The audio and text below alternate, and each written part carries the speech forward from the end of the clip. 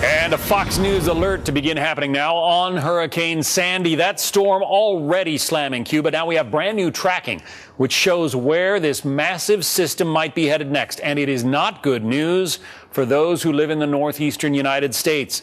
Janice Dean has the latest from the Extreme Weather Center. What's going on, JD? If this track comes true, it is the worst case scenario, John. Now, we still have days to go and a lot of information to kind of input into this tracking. But right now, this storm looks like it's going to be headed for millions of people. It's going to be a transitioning system, meaning that perfect storm type scenario. A tropical storm that transitions into an extratropical storm because a cold front, a very powerful Arctic cold front, is going to interact with the system and draw it in towards the northeast, a very rare meteorological situation. So this could be historic, folks. If you live across the East Coast, from the mid-Atlantic up to Maine and eastern Canada, you need to be paying very, very close attention to your local forecast. Still a Category 2. We just got the 11 o'clock advisory. It was a Category 3 major hurricane overnight, so it rapidly intensified within hours. Take a look at the latest track. As you can see, Category 2 moving through the Bahamas.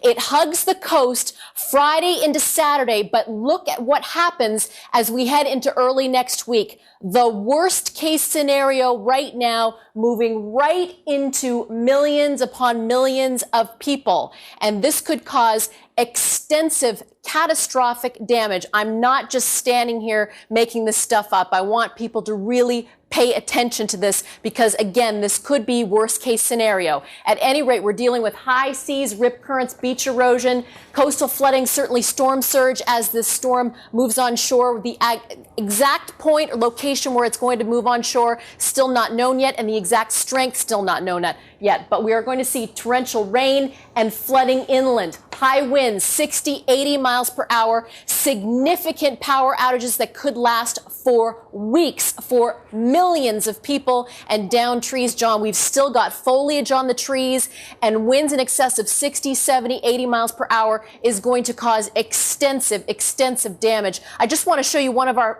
reliable forecast models.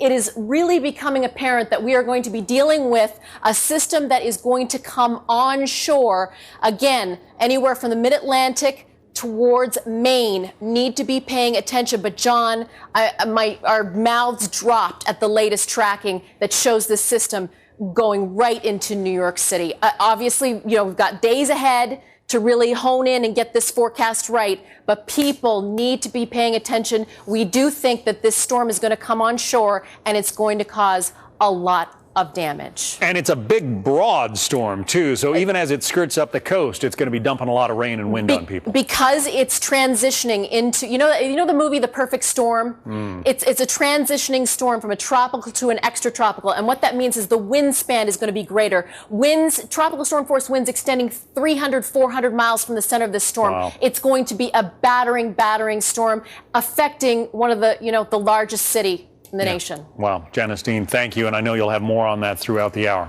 Thank you, Janice. You bet.